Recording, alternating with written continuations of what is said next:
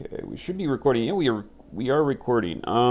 Okay, so I guess I'm a little late on getting the latest series of videos out. I've been kind of working a little bit on some difficult problems, so sometimes I just don't have like the oomph to do my work and record a video of me playing a game at the same time. So I just thought I'd update a little bit on what's going on here. I'm working on the new version of MazeQuest, which was a game for the iPhone exclusively, but this new version is going to be for PC and well, technically, because I'm making it in Unity, I could put it on just about anything. But we're probably going to target just the PC, iOS, probably Mac, and maybe let's see, Android, maybe Android. So anyway, what I'm working on right now is, I guess, let me run the game here. This is the build in Unity here. So that's what it looks like right there so far. It did look like this right here. It was portrait, and you played it like this. But in this current version, it's going to be landscape, and we're doing that because of the computer, the PC and Mac versions will be landscape, and so rather than make two totally different versions with one portrait and one landscape, we're just going to make them both landscape. So anyway, this is what the title screen looks like right now. Select your class. Just ignore some of the nonsense here. It's kind of placeholder. Anyway, difficulty. There's going to be a difficulty now. That's one of the new things there.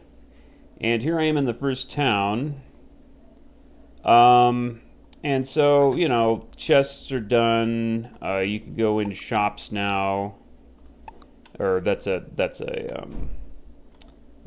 temple or church, we're going to call it, to heal yourself. This is what the shop looks like so far anyway. Although this is a little bugged right now. You got your inventory and all that, equip screen. It's going to be a little bit different here, and I don't know if I showed this yet, but you're going to have a max of 9 skills, 4 of which are automatically given to you and can't be removed, 5 of which you can select. So a total of 9 skills. Yeah, anyway, but what I'm working on right now is the battle screen. So we're getting into the combat mode here, the combat engine. Let's see if this just totally crashes the game. No, it doesn't. Okay, so this is what this is what the grid looks like now. Remember, the old version was this. It was also separated, right? You had just the hexes. Hopefully, this is actually a really bad screenshot.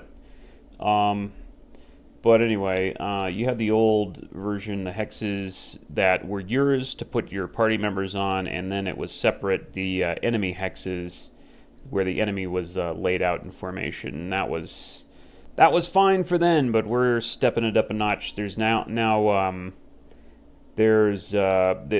grid is connected, so it's basically you don't just like automatically hit someone. You have to move next to them to hit someone in melee. And the range on the spells is a thing now. Range is a thing. You might have to move up to hit somebody, even with a ranged attack. And as far as like the grid, the maximum size of the grid, I'm not. We're still debating on whether or not the grid should be like bigger than this, and you move around, like you have like a window into the grid that you move around to get the view the full grid, or if we just should leave it this size. My thinking is we should probably make it windowed, because some of the tactical ideas I have for the combat system would kind of be better with a bigger size grid, but we don't really know yet. We're kind of playing it by ear on that part. But anyway, this is like the setup. You have this area to set your party in, and you could just drag them around. And there's no formation window in the game now. You go into the battle, And from the beginning, you can move your troops in a different formation if you want to, or you can just leave them there and hit start. And hopefully, yeah, this doesn't crash the game. Okay, cool. So I am now, my character is now moving. This is the enemy characters. It's now flashing. What I'm working on specifically right now is I'm trying to get, basically, you'll have a certain movement based on your speed. And I'm trying to get it so where it basically calculates that movement, you know, minus the hexes that you can't move on because there's like a guy on them or something like that. And so it should, like, where it's flashing just this hex, it should flash the entire movement range of hexes. And that's what I'm working on right now. Really, well, it's actually kind of entertaining, believe it or not. But kind of slow, and also kind of requires a lot of thinking, like, how do I do this? So I set it up for later, you know, for easier, make my life easier doing the pathfinding, because now I have to do pathfinding on a hex grid here. I didn't have to do any of this in the old version because to move, you could move to any hex you wanted on your side of the battlefield, and there was no concept of somebody being in your way or anything like that, or movement restrictions based on movement points or anything like that. So this is all much more strategy game type setup here, but hopefully still you know, won't be any more tedious than the old system. So, you know, it's just you know, just have to move before you attack. That's all, probably, if you're a melee character. But anyway, so I'd like to talk a little bit about some of the stuff that that actually got me into wanting to make games like this in the first place. And I used to play a lot of like Super Nintendo type games, and you can see here we've got like Arcana was one that I really liked. I mean, this is not the same type of game here, but it was just, I don't know, it had a feel to it that I really, really loved. Yes, this is emulated here. Dirty illegal emulation here.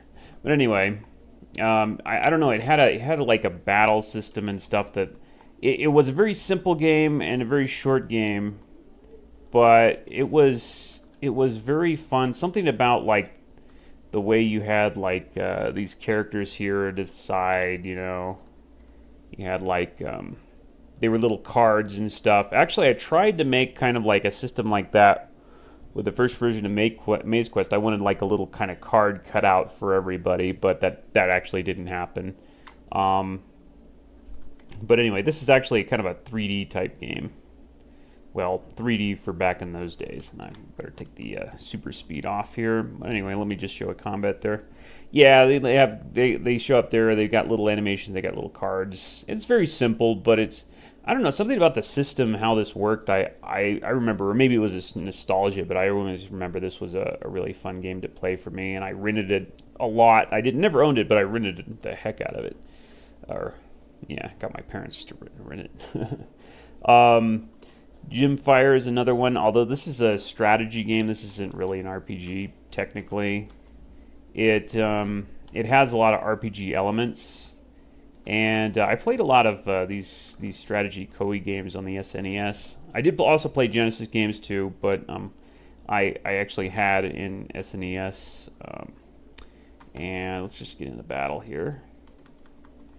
But so this game, like, I mean, it doesn't entertain me now, but I remember how it used to, because I mean, it's very simple and it's very easy to beat, but I don't know, I remember something about this game and just like the cutscenes and stuff, which are very slow, by the way, slow and cumbersome, but this is one of the big influencers. I really rented this game a lot, along with one of my favorite games of all time, this game right here.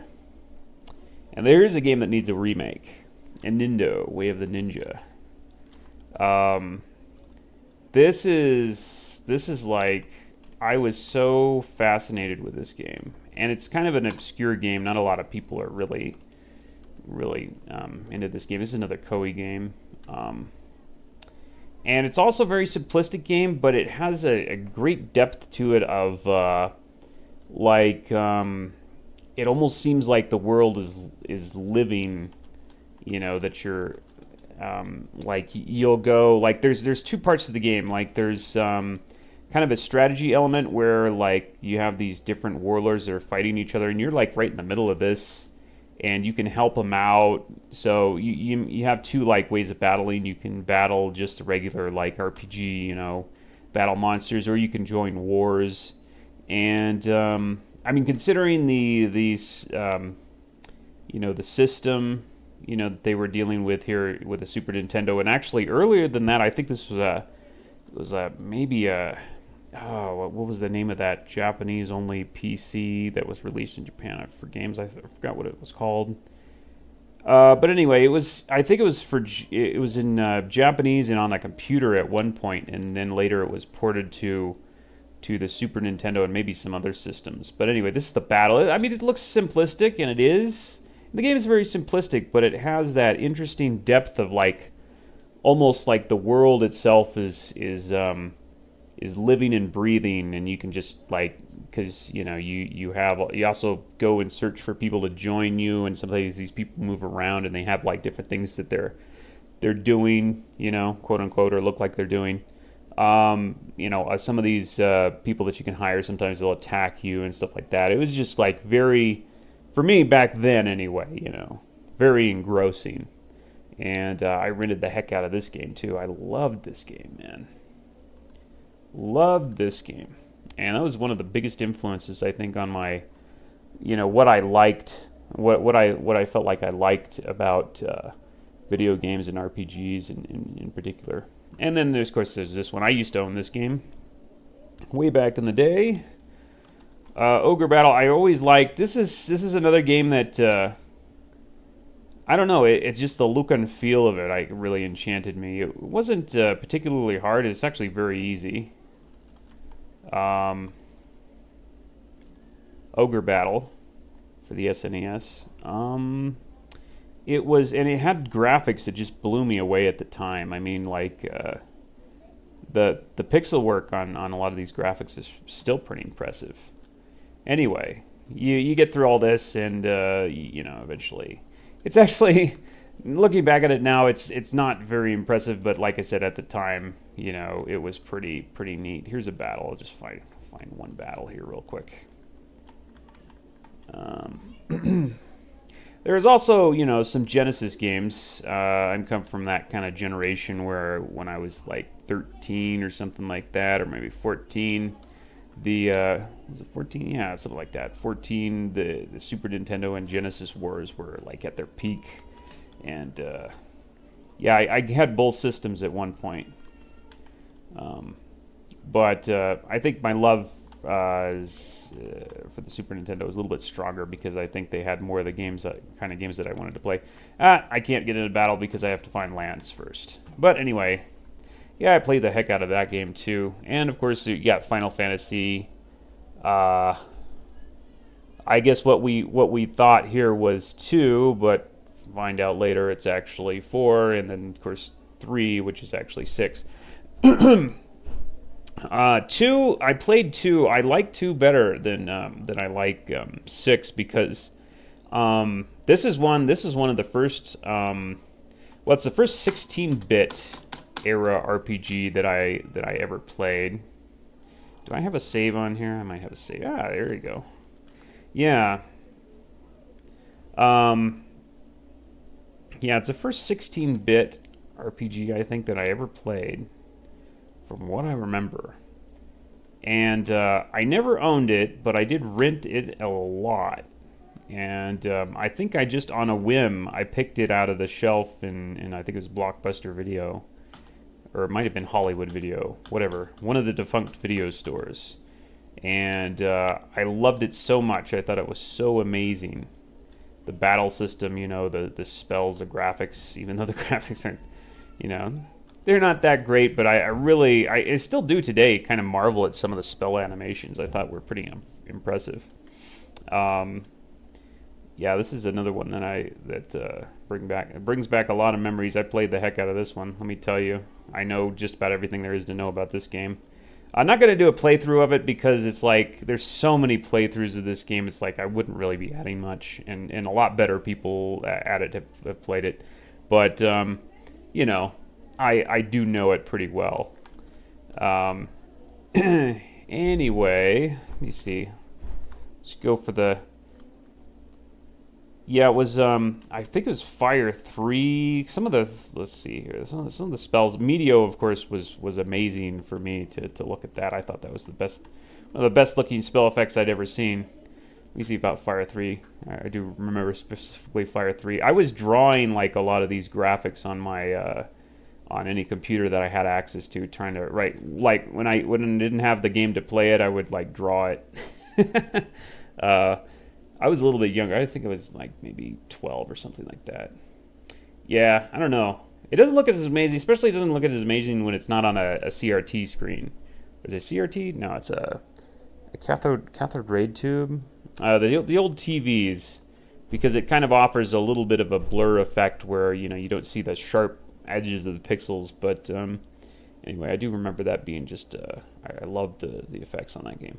And I did play Lufia. I didn't like it. Lufia 2, I also didn't like it. I thought a lot of the puzzles were it was just too much of that puzzling crap, and it got annoying. Let's see here. Paladin's Quest was another weird one that I did play. I didn't play a lot of it, but that was a weird game. And Super Mario RPG was another one that I thought was really good. I still today think that's really good, especially the music. Just the whole atmosphere of that game, I think, was really well done. And the Seventh Saga, that was one I owned, and I played a lot just because I owned it. It wasn't necessarily a great game, but I do remember playing a lot of that game. It was kind of weird, but the graphics were pretty good, though. Graphics were pretty good. Anyway, so just a little trip down memory lane, and so here we are. This leads to this. That's what I'm saying. This is what this leads to, is this. Yeah. Anyway, this is going to be it's going to be a remake of the game that we did on the iPhone, but it's going to be, like I said, it's going to be changed a little bit, kind of taking what we learned from that experience and trying to improve on everything. Just a little bit, I'm not going to touch too much because we don't have the time to really overhaul everything. But better. Definitely a lot will be improved, and going to be more depth given to the combat. So anyway, I will we'll start restarting picking up where I left off with Heroes 5 tomorrow.